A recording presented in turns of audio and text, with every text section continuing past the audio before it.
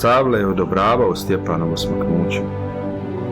Tog je dana započeo veliki progon zajednice u Jerusalemu, pa su se svi, osim poslanika, razbježali po Judeji i Samariji.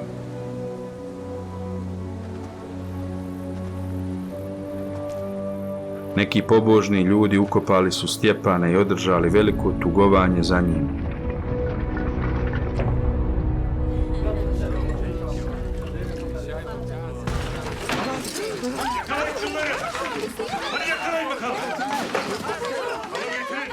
Savle je pak pustošio zajednicu. Išao je od kuće do kuće, te muškarce i žene odvlačio i predavao u tamnicu.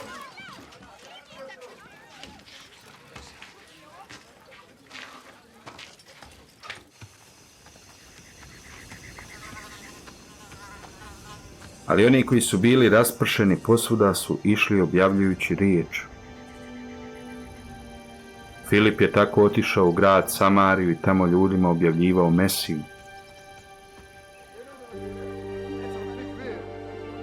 Narod je pažljivo i jednodušno pratio Filipove riječi, slušao ga i gledao čudesa koja je činio.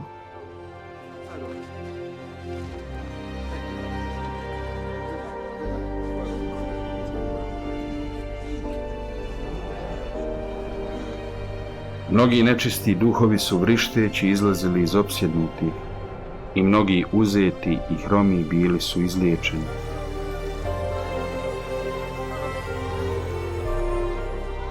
I velika je radost zavladala u tome gradu.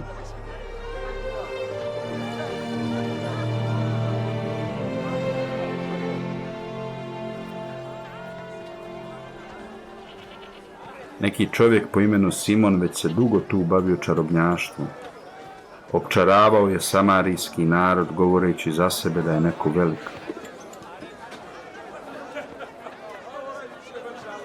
Svi su mu se priklanjali od najmanjega do najvećega i nazivali ga Božjom silom, onom koju zovu velika.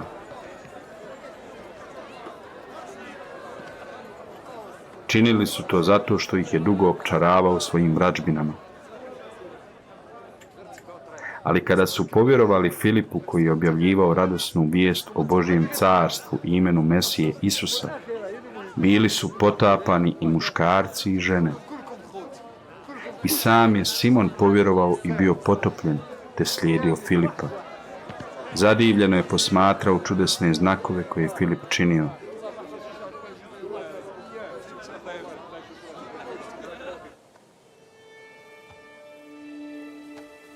Kad su poslanici u Jerusalemu čuli da je Samarija prihvatila Božju riječ, pošalju tamo Kefu i Ivana.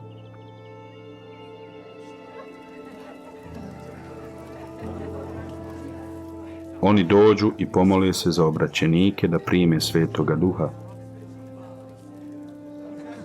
Jer Sveti Duh još ne bijaše sišao ni na koga od njih. Bili su samo potopljeni u ime Gospoda Isusa. Polagali su ruke na njih, te su primali Svetoga Duha.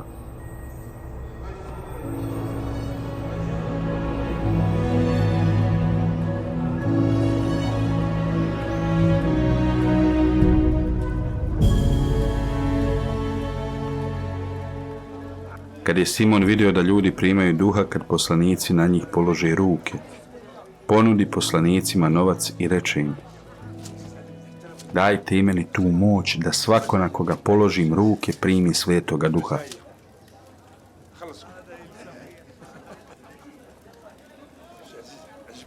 Ali Kefa mu odgovori: propao je taj novac i ti zajedno s njim.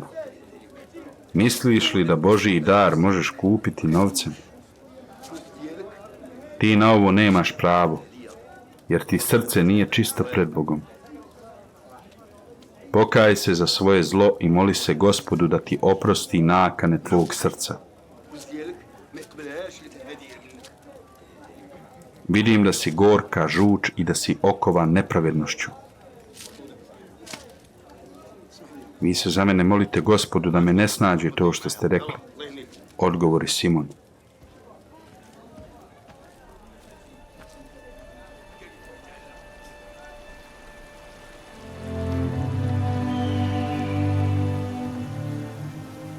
Nakon što su svjedočili i govorili Božju riječ, Kefa i Ivan su se vratili u Jerusalem. Putem su u mnogim samarijskim selima objavljivali radosnu vijest.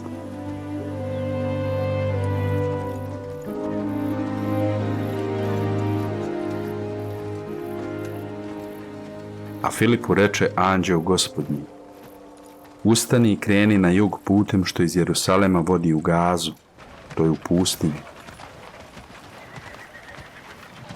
I Filip pođe.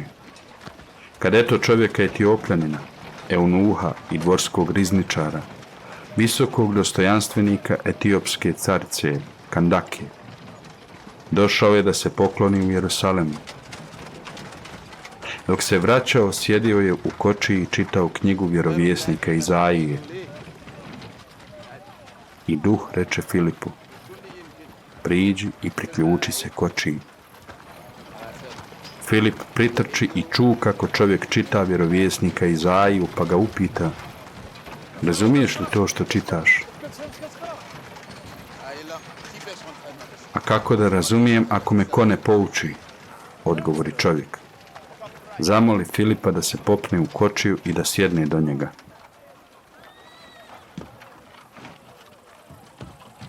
Čitao je ovaj dio pisma. Odveli su ga kao ovcu na klanje, kao janje nijemo pred onima što ga strižu, ni usta nije otvorio.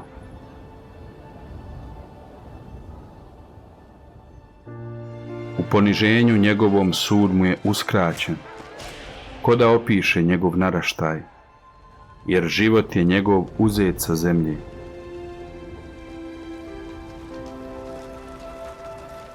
Eunuh zatim upita Filipa: reci mi, molim te, govori li to vjerovjesnik o sebi ili o kome drugome? Filip otvori svoja usta i od tog dijela počne mu objavljivati Isusa.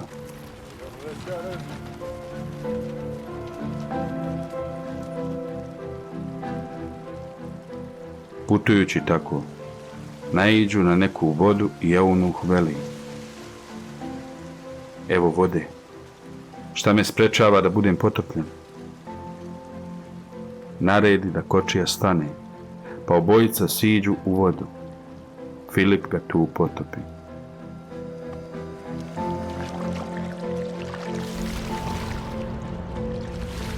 Kad su izašli iz vode, duh Gospodnji ponese Filipa i eunuh ga više nije vidio. On radosno nastavi svojim putem.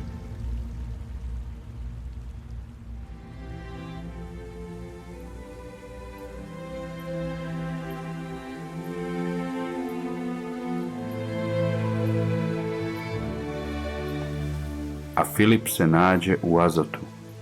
Kud god je išao po gradovima i objavljivao radosnu vijest, sve dok nije stigao u Cezareju.